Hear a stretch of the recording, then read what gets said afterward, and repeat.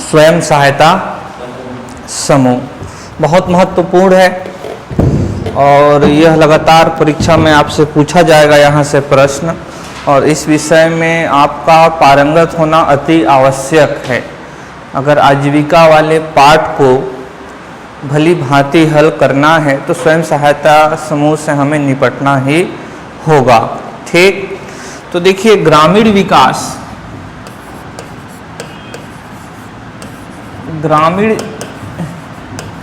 विकास के 3 सबसे महत्वपूर्ण घटक हैं जिस पर शासन और प्रशासन लगी हुई है। एक तो जो सबसे महत्वपूर्ण है वो एक तो है कि पंचायती राज संस्थाएं या स्थानीय निकाय कह सकते हैं, जब तक ये अच्छे से कार्य नहीं करेंगे तब तक ग्रामीण विकास हो ही नहीं सकता है।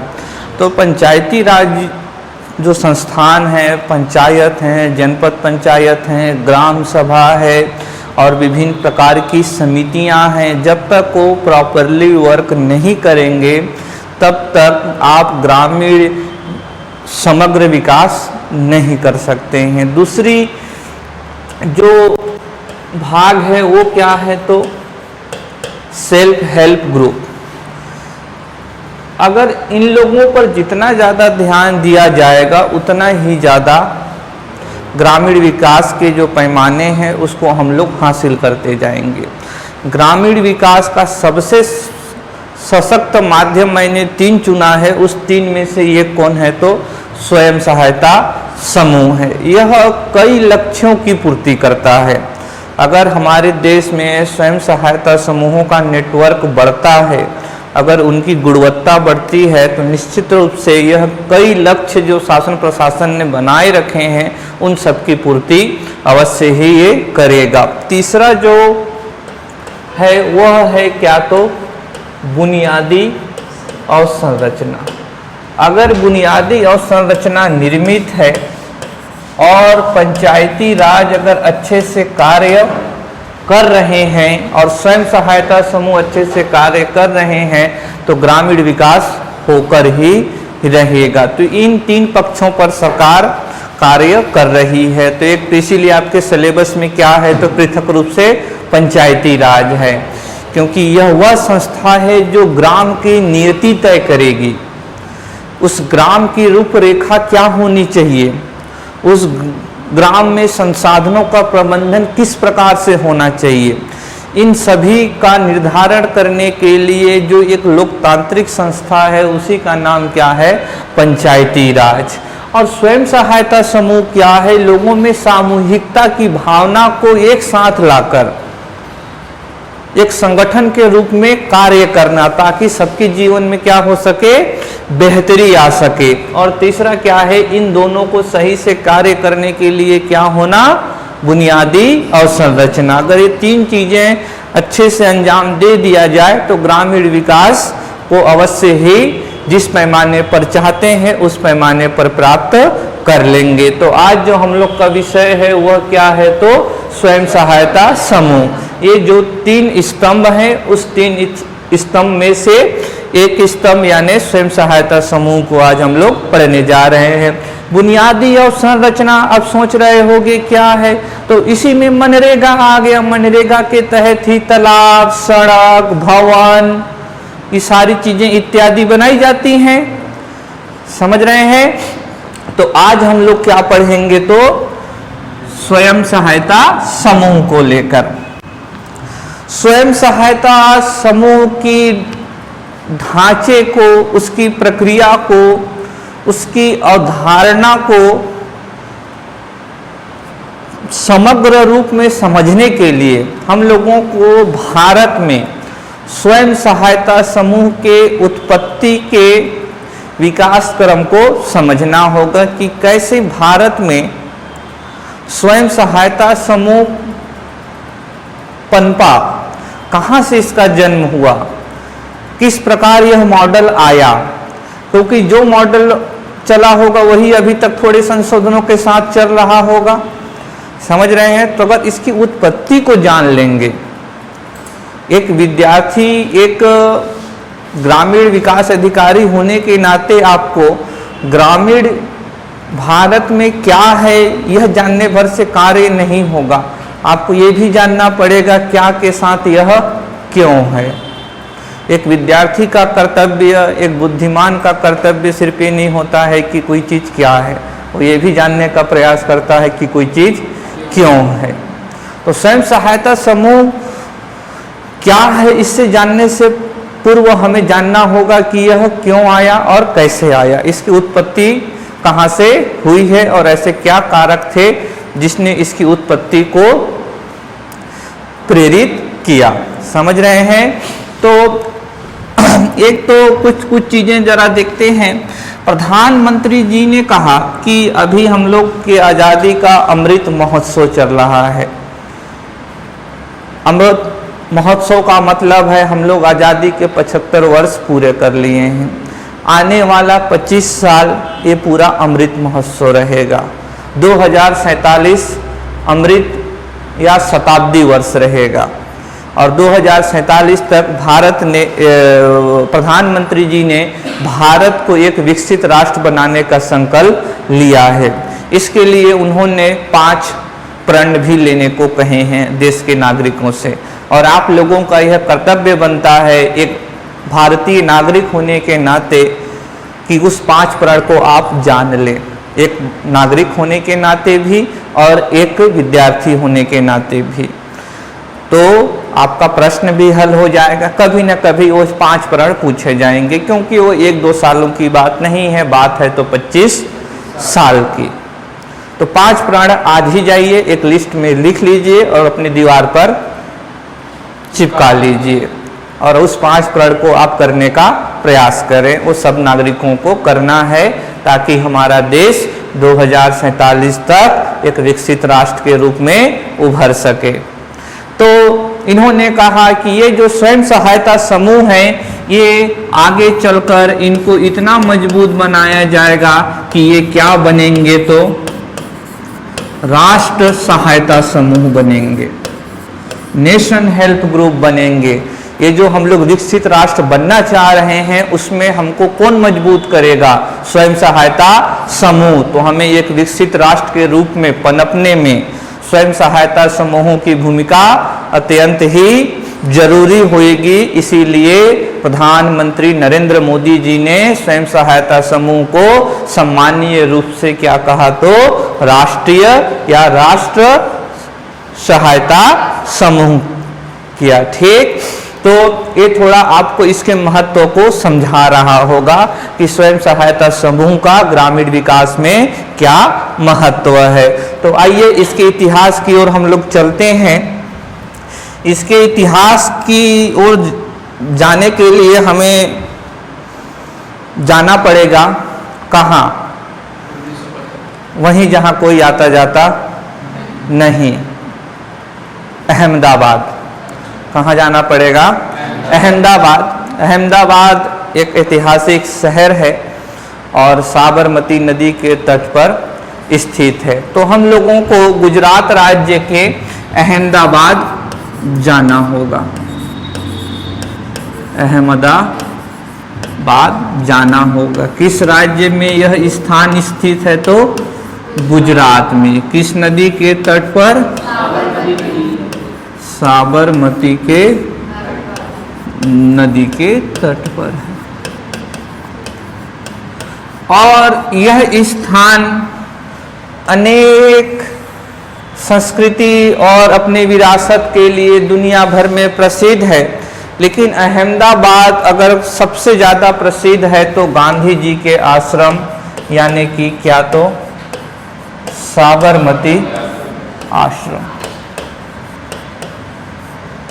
साबरमती आश्रम के लिए एक संगीत भी है, बिना खड़क बिना ढाल साबरमती के संत तूने कर दिया कमाल। तो साबरमती यहाँ आश्रम है और साबरमती आश्रम में मजदूरों को, गरीबों को शिक्षा दी जाती है। मैं बताया था आश्रम सिर्फ ऐसा नहीं है कि प्रवचन, समझ रहे हैं? आश्रम का मतलब क्या है? गरीबों को हेल्थ फैसिलिटी, गरीबों को एजुकेशन फैसिलिटी, उनको ट्रेनिंग फैसिलिटी इत्यादि सेवाएं वहाँ प्रदान की जाती हैं। तो गांधी जी द्वारा इसी आश्रम में वर्ष 1920 में यहाँ पर इन्होंने टेक्सटाइल लेबर एसोसिएशन बनाया था गांधी जी ने। एक और थे यहाँ अनुसैया साराभाई। इस आश्रम में ही उन्होंने एक क्या बनाया, संघ बनाया। संघ का नाम क्या था, टेक्सटाइल लेबर एसोसिएशन। तो टेक्सटाइल का मतलब क्या है, वस्त्र, लेबर का मतलब श्रमिक, और एसोसिएशन का मतलब क्या, संघ। तो यानी कि वस्त्र श्रमिक संघ, यानी कि TLA, textile labour association. Gandhi ji ने भारत में जो वस्त्र के जो उद्योग थे, या जो वस्त्र क्षेत्र से जुड़े हुए वर्कर्स थे, उनके अधिकारों के संरक्षण के लिए यह संघ बनाया था। उस समय में भी वस्त्र के कई इंडस्ट्री चलते थे और वहाँ कई वर्कर्स कार्य करते थे। उन वर्कर्स या उन श्रमिकों के वेतन के लिए, ताकि उनको उचित पारिश्रमिक मिल पाए, उनके कार्यस्थल उनके कार्य करने के योग्य हो, समझ रहे हैं, या अन्य जो भी सेवाएं हैं अत्यधिक घंटों में कार्य न हो, तो इन सारी चीज़ों के संरक्षण के लिए उन्होंने यह एसोसिएशन बनाया था। नाम क्या था, तो टेक्सटाइल लेबर एसोसिएशन। 1970 के आसपास में इस एसोसिएशन में एक महिला आकर जुड़ती हैं और उनका नाम क्या था, तो इलाबेन, इला नाम था, और गुजरात में मोटा भाई और बेन कहते हैं, इलाबेन। तो नाम क्या था, केवल इला भट्ट, लेकिन इलाबेन संज्ञा के रूप में, तो इलाबेन भट्ट। ये लॉयर थी। क्या थी ये, लॉयर, यानी कि क्या, वकील। और कौन सी विधा की वकील थी, श्रम विधा की। यानी ये कौन से मामले को न्यायालय में जाकर उसका पक्ष रखती थी, तो श्रम से जुड़े मामले। तो इस संगठन में इनको लिया गया ताकि जो श्रमिकों के मामले होते हैं न्यायालय में, उनकी जो इला भट्ट हैं वो क्या कर सकें, सहायता कर सकें। वो इसमें काम कर रही थी, मामले आते थे, उनको जाकर कोर्ट में उनकी सुनवाई करती थी और उनके अधिकारों के लिए कार्य भी करती थी। इसी बीच में काम करते करते इन्होंने देखा कि हमारे देश में बहुत सारे ऐसे श्रमिक हैं जो अनौपचारिक क्षेत्र में कार्य कर रहे हैं। जैसे कोई एग्रीकल्चर लेबर है, जैसे ये जो TLA है किसके लिए कार्य करता था, हम बताएं, फॉर्मल सेक्टर के श्रमिकों के लिए, जो फॉर्मल सेक्टर में हैं, जो किसी उद्योग से जुड़े हुए हैं। लेकिन इन्होंने यह देखा कि हमारे देश में बहुत सारे और अधिकांश संख्या में ऐसे श्रमिक हैं जो इनफॉर्मल सेक्टर में हैं, अनौपचारिक क्षेत्र में कार्य करते हैं, और उनके अधिकारों की कोई बात नहीं करता। उनका वेतन बहुत ज़्यादा कम है, कार्यस्थल कार्य करने के योग्य नहीं रहता, पीने की पानी की सुविधा नहीं होती, बहुत कम वेतन में बहुत ज़्यादा घंटे तक कार्य को करवा लिया जाता है। अनेक प्रकार की समस्याएं इन्होंने देखा जो अनौपचारिक क्षेत्र से जुड़े हुए श्रमिकों से संबंधित थे। विशेष रूप से महिलाएं गुजरात के इस क्षेत्र में अनेक गतिविधियों से जुड़ी हुई थी, लेकिन उनके हितों की लगातार क्या हो रही थी, अनदेखी हो रही थी। जैसे कि बहुत सारी महिलाएं किसमें इन्वॉल्व थे, तो कताई में। कताई हम बता चुके हैं, कताई एक प्रक्रिया है जिसमें रेशे को धागे में बदला जाता है, और कताई के लिए दो उपकरण भी बताए थे, तकली और चरखा। चरखा से कपड़े नहीं बनाए जाते, चरखा से धागे बनाए जाते हैं। तो बहुत सारे महिला श्रमिक अनौपचारिक रूप से घरों पर या किसी के नियंत्रण में कताई का कार्य करते रहते थे। कताई का कार्य यानी कि क्या, तो रेशे से धागा, रेशे से धागा, ठीक, रेशे से क्या बनाने का कार्य करते थे, तागा या धागा, दोनों शब्द यूज किए जाते हैं।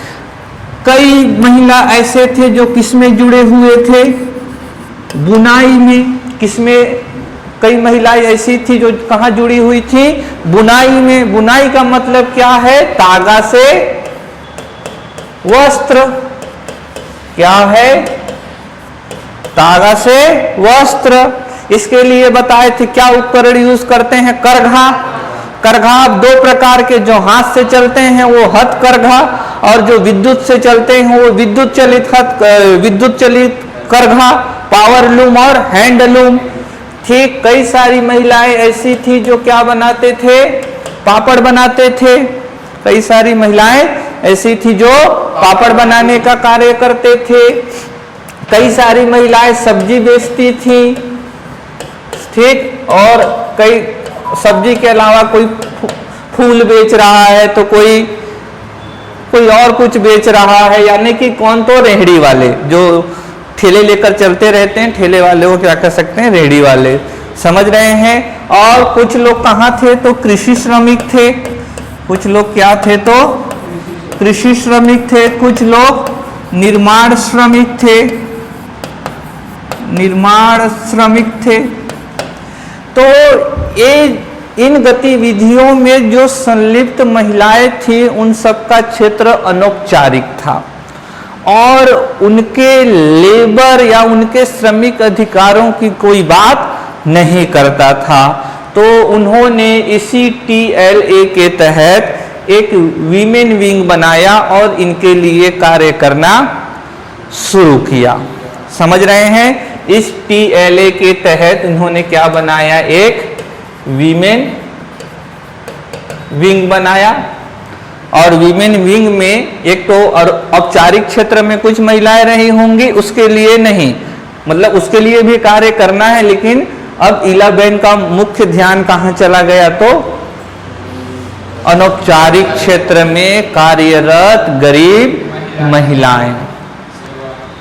ठीक, ये जैसे कृषि श्रमिक, निर्माण श्रमिक, ये सेवा क्षेत्र में हो गए, पापड़ बनाना वस्तु के उत्पादन में हो गए, कताई बुनाई कर रहे हैं, अगर दूसरों के अधीन कर रहे हैं तो वो सेवा दे रहे हैं, अगर खुद के लिए कर रहे हैं तो फिर वो वस्तु उत्पादन हो जाएगा। समझ रहे हैं। तो अहमदाबाद के आसपास क्षेत्र में, शहरी क्षेत्र में ही, ये बाद में ग्रामीण क्षेत्र में आया। प्रारंभिक अवस्था में तो ये कहाँ चला है, तो शहरी क्षेत्र में ही, ये अहमदाबाद के आसपास में। बाद में 1980 के बाद इस अवधारणा को इलाबेन कहाँ लेकर जाती हैं, ग्रामीण क्षेत्र में लेकर जाती हैं। तो उन्होंने तो सबसे पहले इनकी समस्या को समझा। इन्होंने अनेक विदेशों के इन्होंने दौरे भी किए, अफ्रीका भी गई हैं, इजराइल भी जाती हैं, समझ रहे हैं, यूरोप भी जाती हैं और अध्ययन करती हैं। और आकर सबसे पहले तो उन्होंने गांधी जी के सिद्धांत को ही फॉलो किया। उन्होंने कहा अगर इनको गरीबी से उबारना है, अब इनका मुख्य ध्येय क्या हो गया था इलाबेन का, कि ये जो अनौपचारिक क्षेत्र में कार्यरत गरीब महिलाएं हैं, इनको गरीबी के चक्र से बाहर निकालना है। अब इनका ये मुख्य लक्ष्य था। अब इस काम को करने के लिए उन्होंने वही तरीका अपनाया जो गांधी जी ने दिखाया था। गांधी जी का कंसेप्ट क्या था, सत्याग्रह। सत्याग्रह को नहीं लोग समझ पाते हैं। सत्याग्रह एक अवधारणा है, एक कंसेप्ट है। सत्याग्रह को एक बार हमारे प्रधानमंत्री वर्तमान नरेंद्र मोदी जी ने बहुत ही संक्षेप 2 लाइनों में परिभाषित किया था वर्ष था 2017 का, जब चंपारण को शताब्दी वर्ष हो रहे थे। 1917 में हुई थी गांधी जी का भारत में पहला सत्याग्रह, चंपारण सत्याग्रह 1917 में हुआ था। 2017 में जब उसको 100 वर्ष हो रहे थे तब उन्होंने सत्याग्रह को 2 लाइनों में बताया था। सत्याग्रह एक ऐसी गतिविधि है जिसमें संघर्ष भी है और सृजन भी है। यानी कि जो गरीब लोग हैं उन लोग अंग्रेजों से क्या करेंगे, संघर्ष करेंगे, लेकिन एट द सेम टाइम उनके कैपेसिटी को भी क्या करना है, बिल्ड करना है, उनको सिखाना है। विदेशी वस्त्रों का प्रयोग नहीं करेंगे, जलाएंगे होली चौराहों पर, लेकिन नंगे तो नहीं घूम सकते, तो हमें अपने लिए वस्त्र बनाने होंगे। तो एक तरफ वो बनाने के लिए क्या लाना होगा, क्षमता, तो उसी का मतलब क्या है, सृजन। और अपने हक के लिए लड़ रहे हैं बिना हिंसा किए, वो क्या है, संघर्ष। तो इन्होंने भी, और गांधी जी ने कहा अगर ऐसा करना है तो क्या होना पड़ेगा, संगठित होना पड़ेगा। तो ईला बहन ने भी इनको क्या करना शुरू किया, संगठित करना शुरू किया,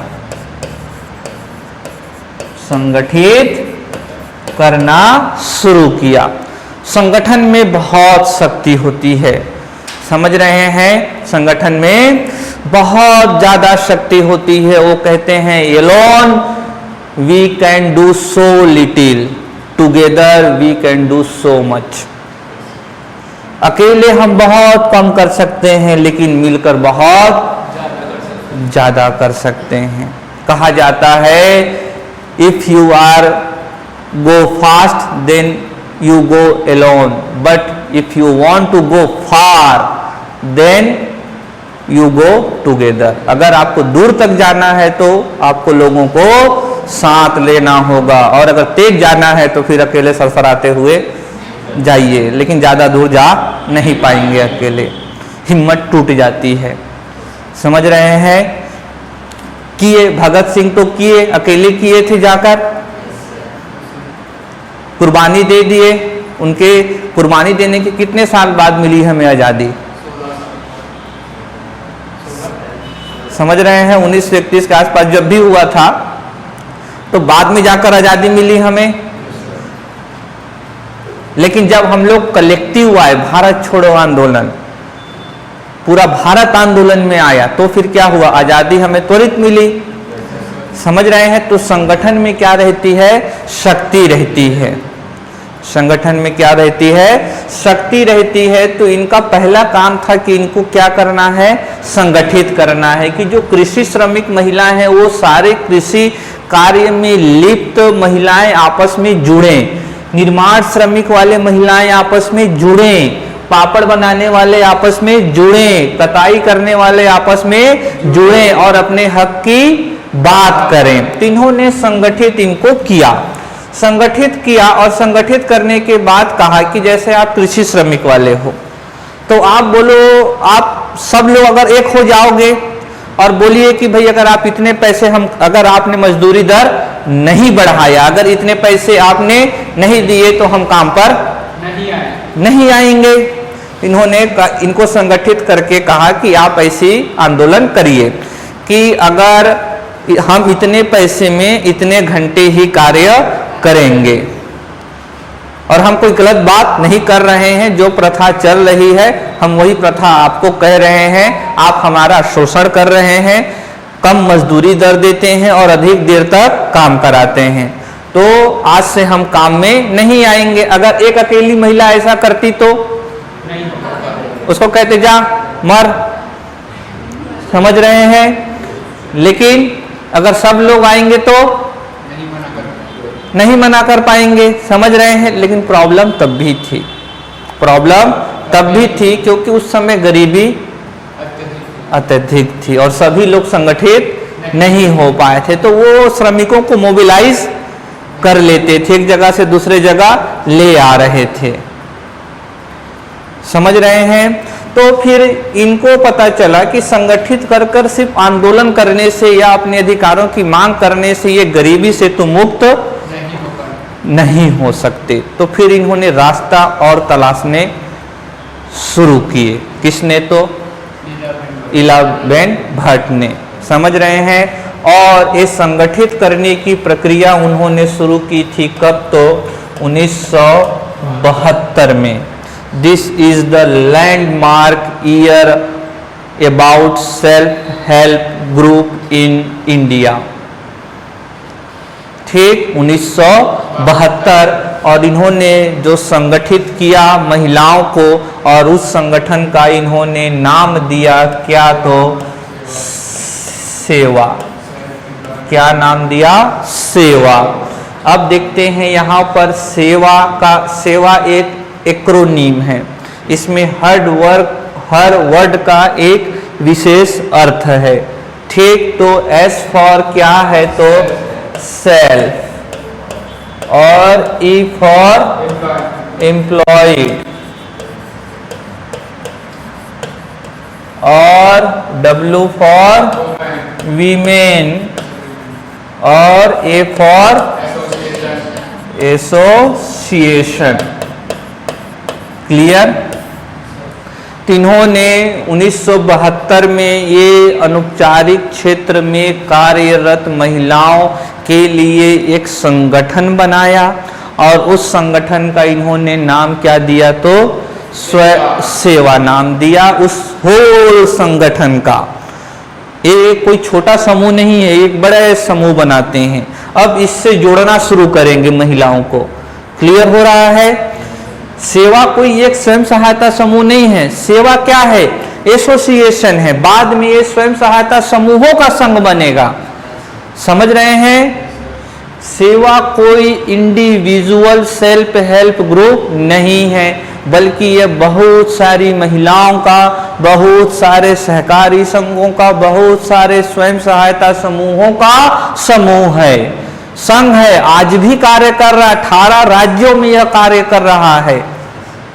यह समूह आज भी वर्तमान में भी कोई भी 5 रुपए 10 रुपए महिला, कोई भी महिला हो 5 रुपए 10 रुपए के वार्षिक न्यूनतम महज दर पर अपना एडमिशन इस संगठन में ले सकती है, और इस संगठन में जाकर अपनी क्षमताओं का विकास करके अपने लिए आजीविका के अवसर को चुन सकती है।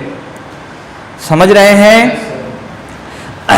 अब इन्होंने संगठित तो कर दिया, लेकिन प्रॉब्लम क्या आ रही थी कि कुछ बदलाव तो नहीं आ रहा था, क्योंकि ये बहुत कमजोर थे, और जो इनको रोजगार देने वाले थे या जो भी इनके नियंत्रक थे वो बहुत शक्तिशाली थे। तो इन्होंने और अध्ययन किया। समस्या तो आएगी, कोई भी काम करेंगे तो समस्या तो आएगी। अब दो तरीके के लोग होते हैं, एक समस्याओं से मुंह मोड़कर रास्ता बदल लेते हैं, दूसरे वो होते हैं जो समस्या को हल करने का प्रयास करते हैं। समस्या से भागने से समस्या हल कभी वो मुड़कर फिर से आएगा, फिर से सताएगा। समझ रहे हैं? तो इससे अच्छा क्या है, भले तकलीफ हो लेकिन उसको वहीं पर हल कर लेना चाहिए। ठीक, इन्होंने भी वही रास्ता अपनाया जो कठिन था, समस्या को हल करने का। ये नहीं कि निराश होकर कोई परिवर्तन नहीं आ रहा है तो मैं फिर इस कार्य को बंद कर दें, ऐसा नहीं किया उन्होंने देखा कि इनके विकास में जो सबसे बड़ा बाधक जो है वह है इनके पास वित्त की कमी।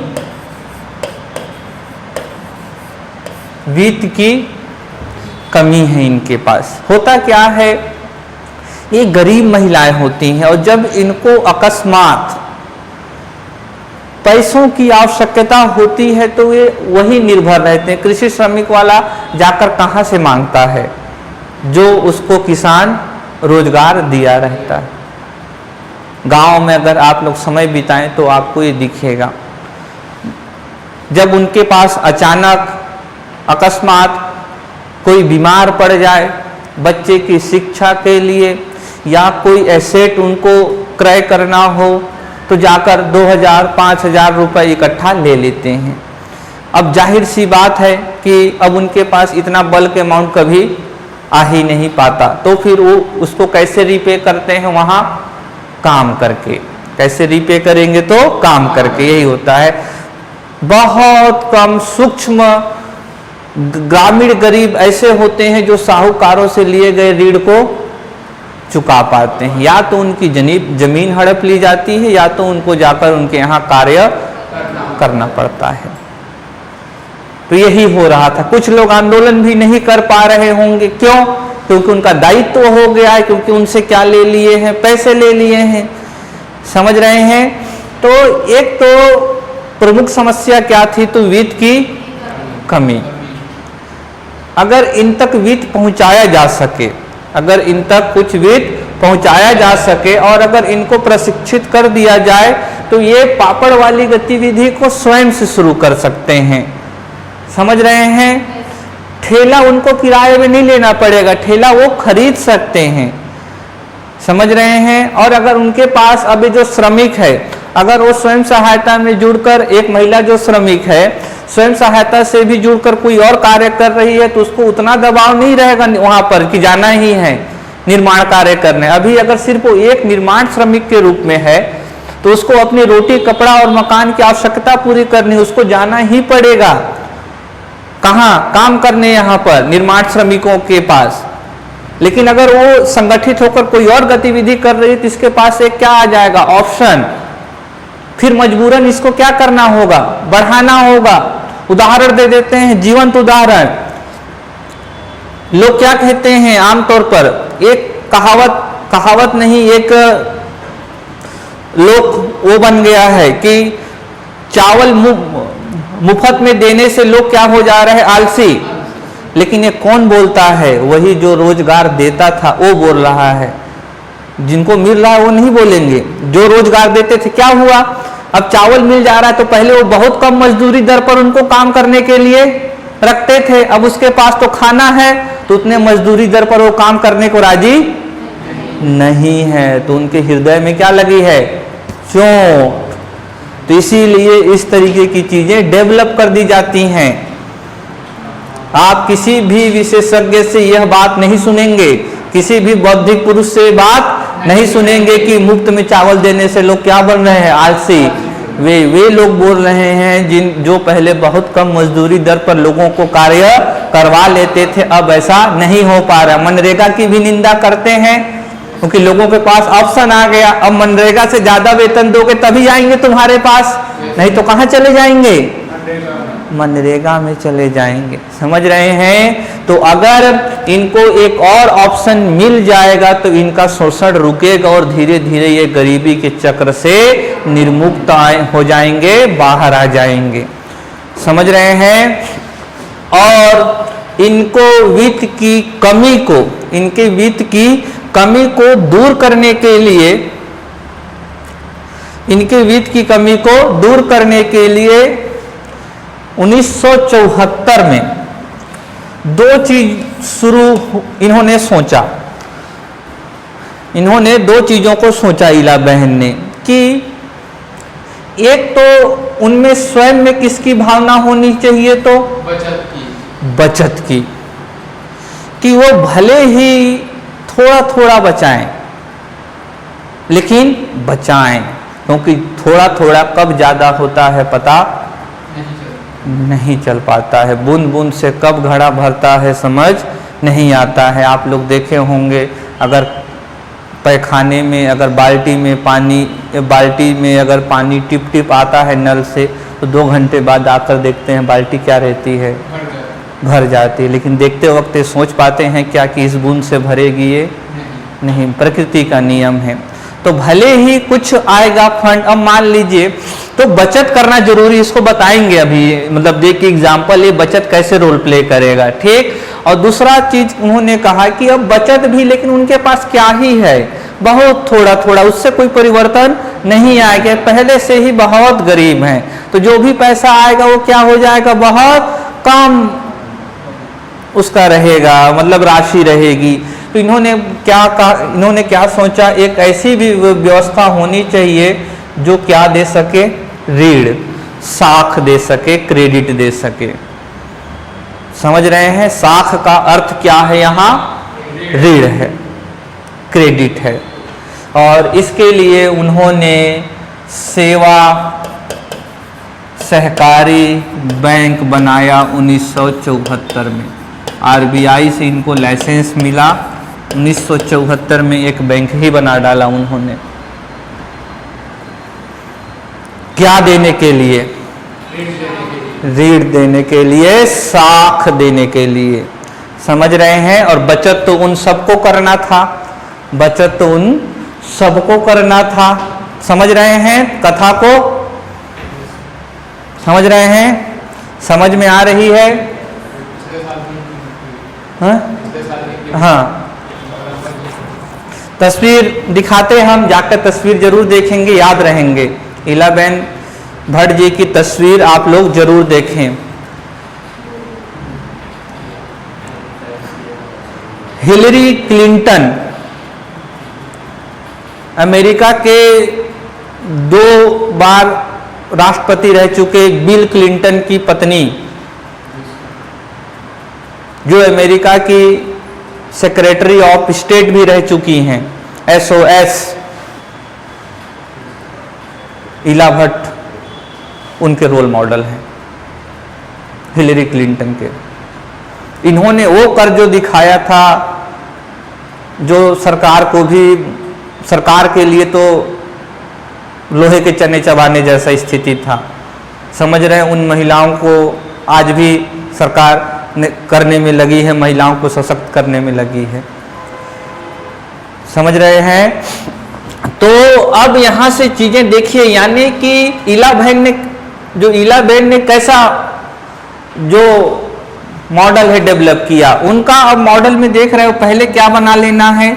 10 से 20 महिलाओं का क्या बना लेना, हमें समूह बना लेना है, ठीक। और समूह भी कोशिश करना है कि वो सभी एक जैसे हों, उनका सामाजिक और आर्थिक पैमाना कैसा हो, एक हो।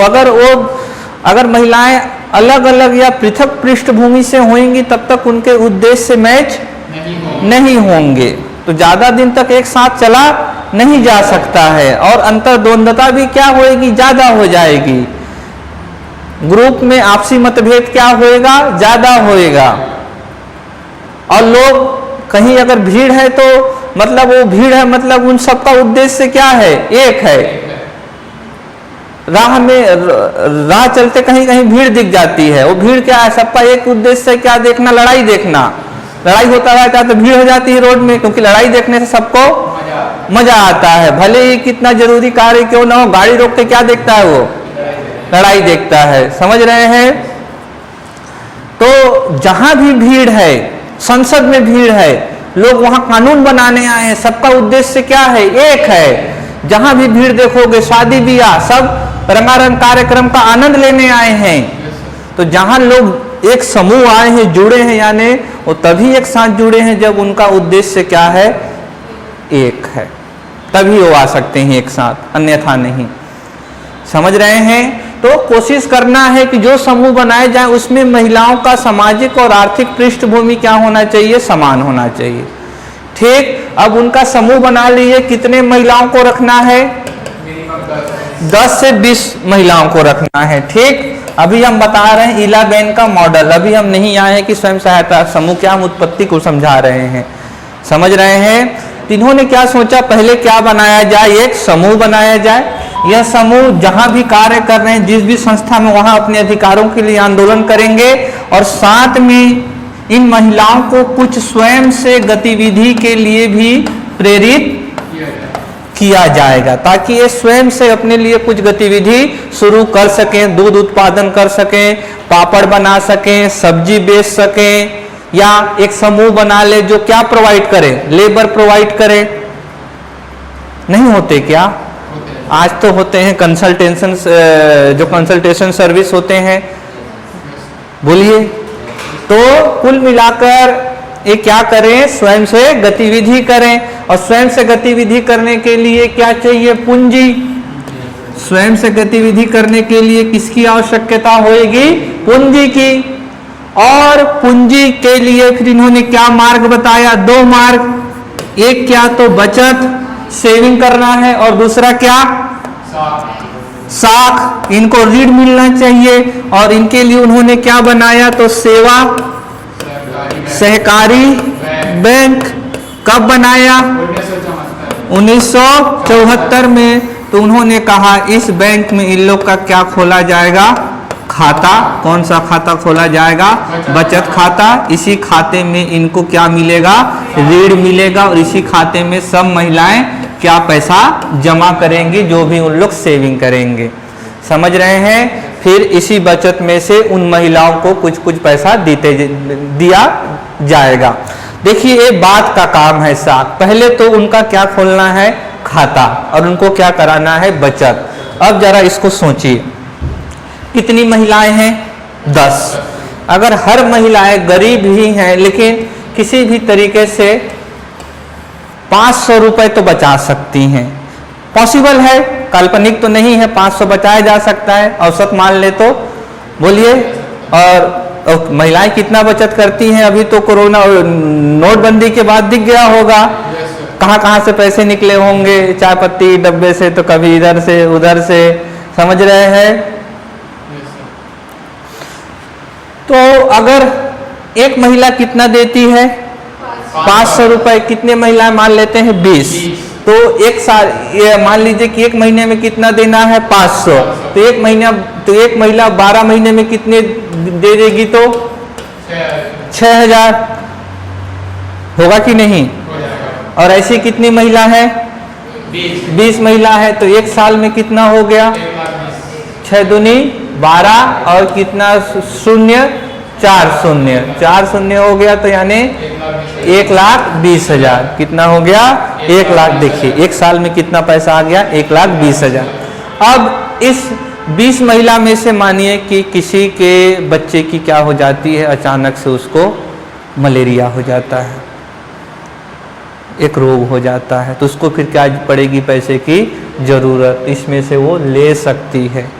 अगर ये नहीं रहता था, जब ये बचत नहीं रहता था, तब इस महिला को कहाँ जाना पड़ता था? साहूकार के पास जाना होता था। और एक बार अगर साहूकार के चक्र में फंस गए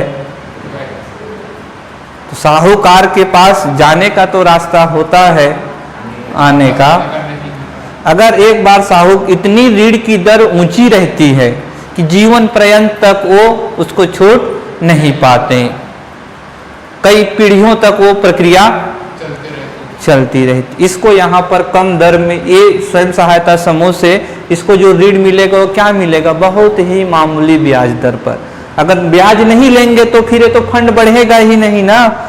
ये फंड, इसको तो सतत बनाना है ना, ताकि ऋण दे तो कुछ आए भी वहां से, तो सबको मिलेगा, सबको उसी ब्याज दर पर मिलेगा।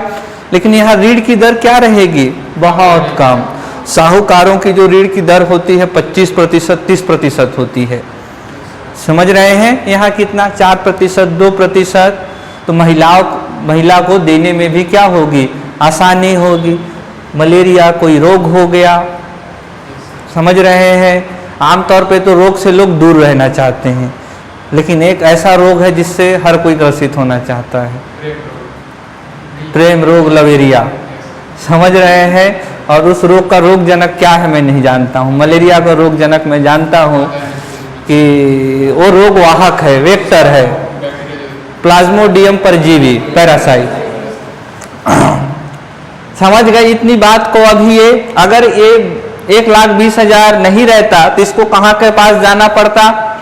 साहूकार के पास। फिर आप लोग सिनेमा में देखे ही हैं किस तरीके से ट्रीट करते हैं। बोलिए, मिस्टर इंडिया में देखिए घर बिक जाता है। मिस्टर इंडिया तो आप लोग देखे ही होंगे सब लोग, अनिल कपूर वाली, कैलेंडर वाली। बोलिए, हवा हवाई वाला गाना उसी में है ना। श्रीदेवी जी कयामत ढाई थी, आज इस दुनिया में नहीं है क्या? अच्छा। अब उस महिला के बच्चे का तबीयत खराब था। ऐसी परिस्थिति आ सकती है कि बच्चे के एजुकेशन के लिए कुछ पैसे की जरूरत हो, आती ही रहती है, कोई ना कोई अकस्मात चीजें आती रहती है। तो वहां से वो क्या ले सकते हैं? ऋण ले सकते हैं बहुत कम ब्याज दरों पर, और अपनी जरूरत पूरा कर सकते हैं। तो ये तो बचत हो गया। लेकिन ये महिला लोग एक कदम आगे जाकर कुछ अपना बचत और कुछ ऋण लेकर कुछ गतिविधि भी शुरू कर सकते हैं। अब उनके पास क्या आ गया है? पैसा आ गया है इतना। इस पैसे से कोई नई आजीविका गतिविधि भी शुरू की जा सकती है। 2 नाव पत्तल के लिए मशीन कितने में 50-60 हजार में आ सकता है रॉ मटेरियल, और एक गतिविधि शुरू की जा सकती है जिससे सतत आय की प्राप्ति हो सकेगी। समझ रहे हैं? तो ये किसका मॉडल था? तो इलाबेन भट्ट जी का, जो सेवा इसी तरीके से कार्य करता था और कर रहा है। वर्तमान में भी बताए यह संगठन सक्रिय है। समझ गए? तो स्वयं सहायता समूह समझ रहे हो अब क्या है? महिलाओं को संगठित करना है। संगठित हम बता दिए, संगठन में शक्ति होती है। समझ रहे हैं? सामूहिकता का भाव की समस्या को कैसे हल करेंगे? मिलजुल कर हल करेंगे। समझ रहे हैं? सब चीजों को देखिए, अपनी अपनी कुछ विशेषता होती है। हमारे जीवन में हम लोगों का उसका अवलोकन निरंतर करते रहना चाहिए। समझ रहे हैं? अभी देखिए सुख है, सुख की क्या विशेषता है? सुख को जितना डिस्ट्रीब्यूट करोगे उतना ज्यादा वो बढ़ता है। तो सुख हमें क्या करना चाहिए? बांटना चाहिए, बढ़ेगा। दुख उसको डिस्ट्रीब्यूट करोगे तो क्या होगा? वो घटता है। दुख को अगर एक दूसरे की दुख बांटेंगे हम लोग तो एक व्यक्ति का दुख क्या हो जाएगा? कम हो जाएगा। तो देखिए सुख को बांटने से वो क्या हो रहा है? बढ़ रहा है, और दुख को बांटने से घटता है। इसीलिए तो सामाजिक संबंध बनाए गए हैं, रिलेशन बनाया हमारे जो पूर्वज हैं ऋषि मुनियों ने, ताकि मुसीबत के वक्त दुख बट सके। आज भी देखे होंगे परिवार में शादी ब्याह होता है तो जब भी कुछ देने की बात, दहेज प्रथा का प्रचलन है, तो एक मौसा चल मैं अलमारी दे दूंगा, एक मैं फ्रिज दे दूंगा। तो ऐसे बांटते हैं कि नहीं बोझ को? परिवार में कोई हेल्थ समस्या आती है तो सभी लोग थोड़ा थोड़ा पैसा, कोई 20,000 कोई 30,000 ऐसे करके बांटते हैं। समझ रहे हैं कि नहीं? आज लोग अंधाधुंध सोशल मीडिया में कहते फिरते हैं, रिलेटिव हमेशा डिमोटिवेट करते हैं, अंधाधुंध बिना कुछ सोचे समझे। ट्रेंडिंग बन गया है कि आज कोई रिलेटिव से जुड़ना नहीं चाहता है।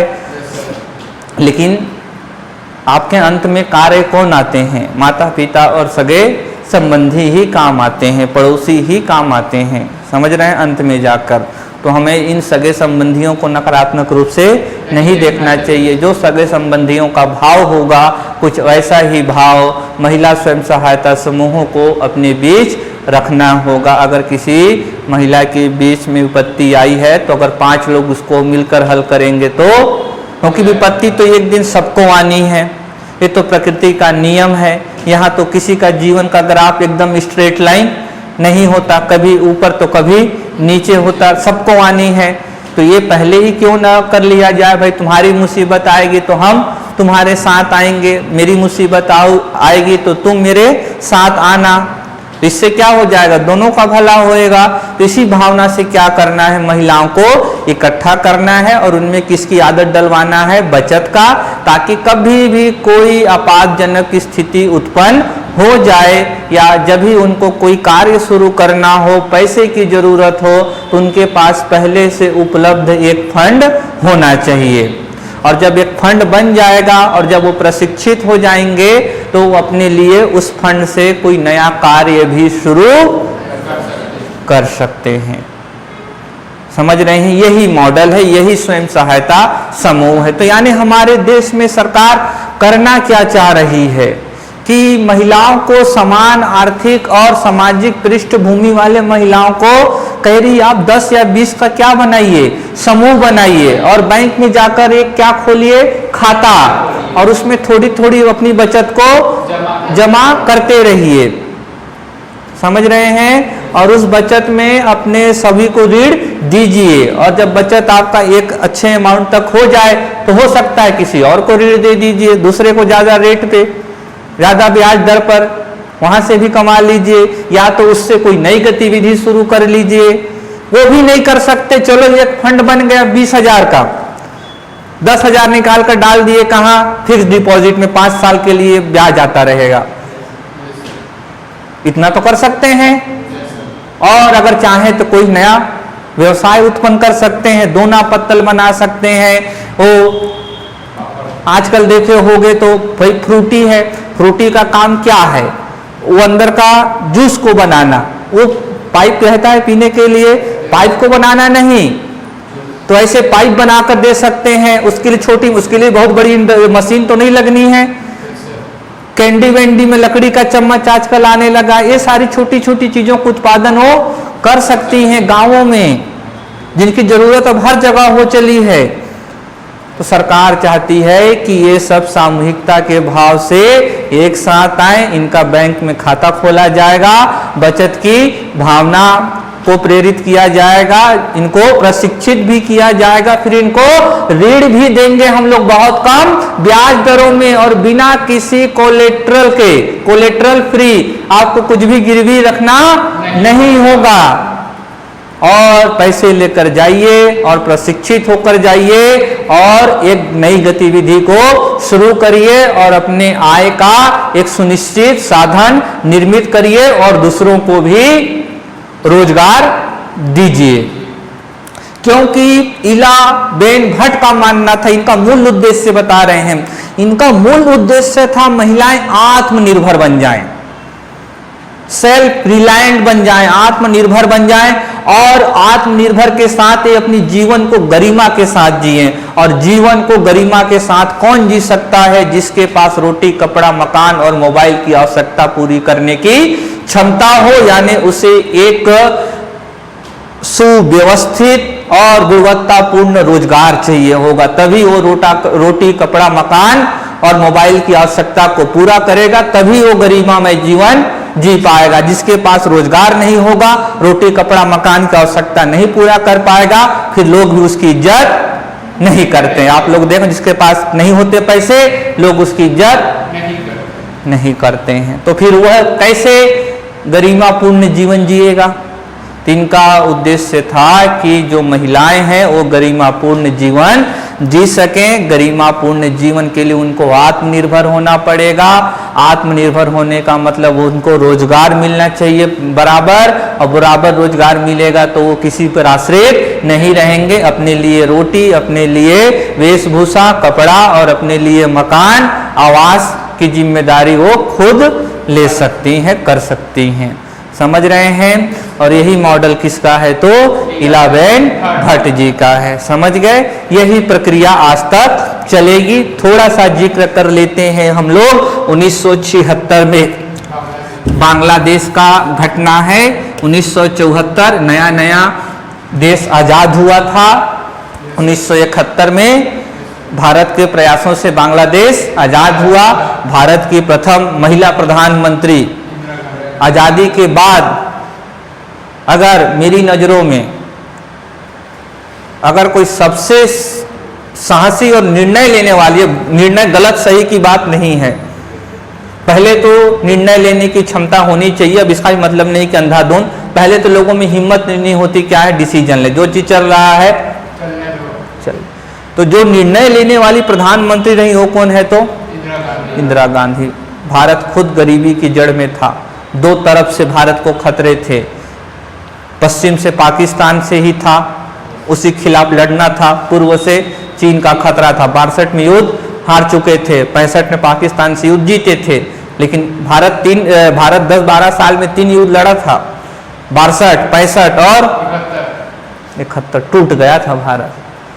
ऐसे वक्त में निर्णय लेना कि एक देश को आजाद कराएंगे, जरा कल्पना करके देखिए। इतना बड़ा देश जो खुद मुसीबतों से घिरा हुआ है, तो उन्होंने यह निर्णय लिया, बांग्लादेश आजाद हुआ।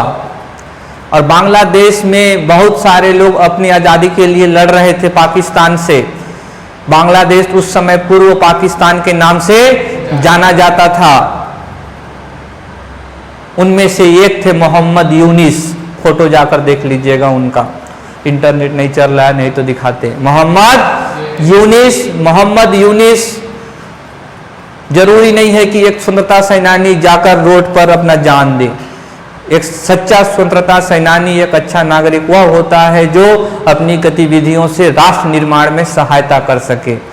आज आपको भी ये सोचना चाहिए कि मैं कहां से, आज नहीं है दौर कि आप जाकर खून बहाएं, बलिदान दें, लेकिन आपको सोचना चाहिए मैं हर एक छोटी छोटी गतिविधियों से इस देश का कैसे मदद कर सकता हूं। कहीं कचरा न फैलाइए, न कहीं भ्रष्टाचार, ट्रैफिक नियमों को मत तोड़िए, किसी के साथ छल कपट मत करिए, अपनी विरासत की रक्षा करिए, अपने पर्यावरण नदियों की रक्षा करिए। आज के टाइम में यही क्या है तो देशभक्ति है। आज सीमा पर लड़ने का दौर नहीं है, तो आज कैसे देशभक्ति दिखाएं तो इस तरीके से दिखा सकते हैं।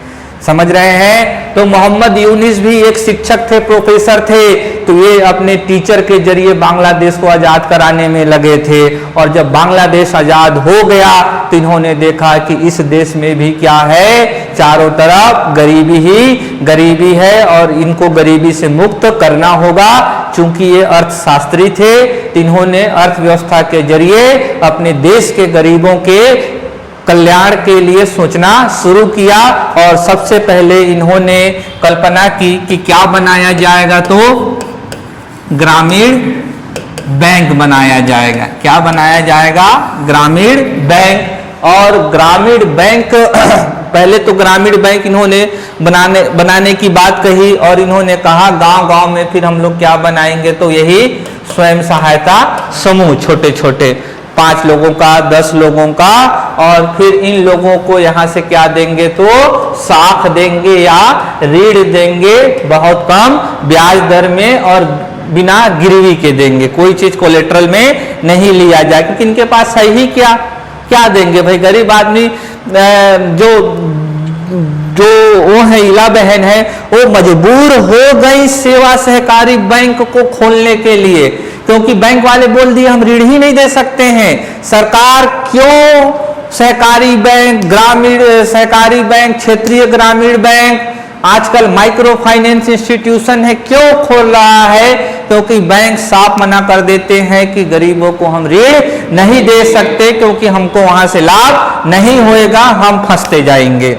तो सरकार को मजबूरन ऐसी संस्थाओं को लाना पड़ा और जो इला बहन है उनको भी मजबूर होना पड़ा सेवा सहकारी बैंक की स्थापना के लिए। वही समस्या कौन झेल रहा था, तो बांग्लादेश। मोहम्मद यूनिस भी देखे कि जो बड़े बैंक हैं वो गरीबों को ऋण देने से मना कर रहे हैं, क्योंकि उनको उस इतने कम अमाउंट में वो ऋण लेते हैं कि उनको बैंकों को प्रॉफिट ही नहीं होगा। बड़ी कंपनी वाला आकर ऋण दे जाएगा, ज्यादा ब्याज मिलेगा उनको। समझ रहे हैं? तो वो ऋण देने को राजी नहीं थे, तो उन्होंने क्या बनाया, ग्रामीण बैंक और समूह बनाना शुरू किया, जिनको बैंक से क्या मिलता, ऋण मिलता। धीरे धीरे इन्होंने भी किस किस प्रथा शुरुआत कर दी, तो बचत की कर दी। इसमें थोड़ा सा सिस्टम अलग था। इसमें कैसे करते थे वही है, कुल मिलाकर देख रहे हो दोनों ही चीजें एक ही हैं। ये जो इसमें ऐसा था कि अगर 5 लोग ऋण ले रहे, सब पृथक पृथक रूप से ऋण ले सकते थे। अभी हमारे यहाँ तो क्या है, ये कॉमन खाता खुलता है एक स्वयं सहायता समूह का। इसमें क्या था कि हर एक मेंबर पृथक रूप से ऋण ले सकता है। तो इसमें ऐसा था कि जब कोई मेंबर डिफॉल्ट होने की स्थिति में है, यानी वो ऋण नहीं, अपना ऋण लिया हुआ ऋण को चुका नहीं पा रहा है, तो बाकी लोगों को हेल्प करना था उसका। अब प्रश्न है कि बाकी लोग हेल्प क्यों करें? शौक है कि मजबूरी है? तो बताए हैं शौक से तो बहुत कम काम होता है। अधिकांश चीजें हम दुनिया में क्यों कर रहे हैं? मजबूरी के कारण, इसीलिए दुखी रहते हैं। समझ रहे हैं? तो इनको कहा गया अगर आपके समूह का कोई एक मेंबर डिफॉल्ट होगा तो आगे जाकर आपको भी ऋण लेने में बहुत ज्यादा क्या होगी, परेशानी हो, क्योंकि आपका ग्रुप में सामूहिकता की भावना नहीं है। कोई एक डिफॉल्ट हो रहा है तो उसकी मदद आपने नहीं किया। इसमें इस तरीके का सेटअप था। समझ रहे हैं? और इसको किसने शुरू किया था, तो नाम ध्यान रखेंगे, बार बार अनेक परीक्षाओं में पूछा जाता है। मोहम्मद यूनिस ग्रामीण बैंक, और इनको कहा जाता है सूक्ष्म वित्तीयन, इन्होंने शुरू किया था। सूक्ष्म वित्तीयन का मतलब क्या है, कम राशि वाली ऋण। सूक्ष्म वित्तीयन का मतलब क्या है, कम राशि वाली ऋण। हाँ 1976 है, सॉरी कितना है, तो 1976 है, ठीक। समझ रहे हैं। तो 1976 मोहम्मद यूनिस को आगे जाकर 2006 में नोबेल पुरस्कार से भी नवाजा जाता है, मोहम्मद यूनिस को। अब समझ गए हो कि नोबेल पुरस्कार यानी कि जाहिर सी बात है उन्होंने इस प्रकृति के या इस पृथ्वी के कला, विज्ञान, अर्थशास्त्र, इन क्षेत्रों में जो योगदान देते हैं, जो पूरे विश्व को एक नई ऊंचाइयों पर ले जाता है, उसी को क्या मिलता है? नोबेल पुरस्कार। इन्होंने अर्थशास्त्र के क्षेत्र में सूक्ष्म वित्तीयन की व्यवस्था लाई, इसीलिए इनको 2006 में नोबेल पुरस्कार से नवाजा गया। और ईला बेन को 1977 में रमन मैग्सेसे पुरस्कार से नवाजा गया था। ईला बेन को 1977 में। ठीक, हाँ, Raman Magsaysay, SAYSAY, Raman Magsaysay. ठीक, तो समझ गए। अब हम लोग कल आएंगे कि भारत में स्वयं सहायता समूह का ढांचा कैसा है। फिर आगे जाकर 1992 में नाबार्ड भारत में, अब देखिए अभी तो ये सेवा चल रहा था, वो तो एक निजी रूप से चला रही थी ईला बेन। सरकारी रूप से कब आता है भारत में?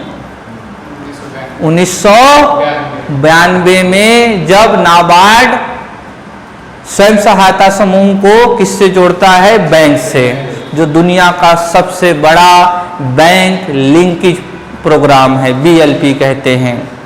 समझ रहे हैं। तो हम लोग कल पढ़ेंगे भारत में स्वयं सहायता समूह का ढांचा नाबार्ड क्यों किया 1992 में, क्या जरूरत आन पड़ी थी, कि क्या किस तरीके की परिस्थितियां थी। मेरा कोशिश यह है कि स्वयं सहायता समूह से प्रश्न आएंगे, देखिए, और आए तो आप उनको हल करने के लिए तैयार रहें, तो थोड़ा इसको समय देकर अच्छे से पढ़ लेंगे। समझ रहे हैं। और बहुत प्रासंगिक विषय है, आने वाले समय में इसका महत्व बढ़ता ही जाएगा। तो आपके समग्र विकास के लिए भी इसको समझना बहुत जरूरी है। ठीक, चलें आज के लिए। आज मेरा उद्देश्य था मैं आप लोगों को स्वयं सहायता समूह का जो मूल अवधारणा है वह समझा सकूं। समझ गए? कोई डाउट होगा तो मेरे से कल अवश्य ही आप लोग पूछिएगा। ठीक, आनंद आया? वही तो हम बार बार कहते रहते हैं, देखिए कि मतलब इंटरेस्ट लेके पढ़ने से कोई भी चीज़ क्या होती है, अच्छा ही लगता है। जब हम ये सोचकर पढ़ते हैं कि कोई चीज़ नया सीखना है, और बस तो देखिए भाई मेरा कहना है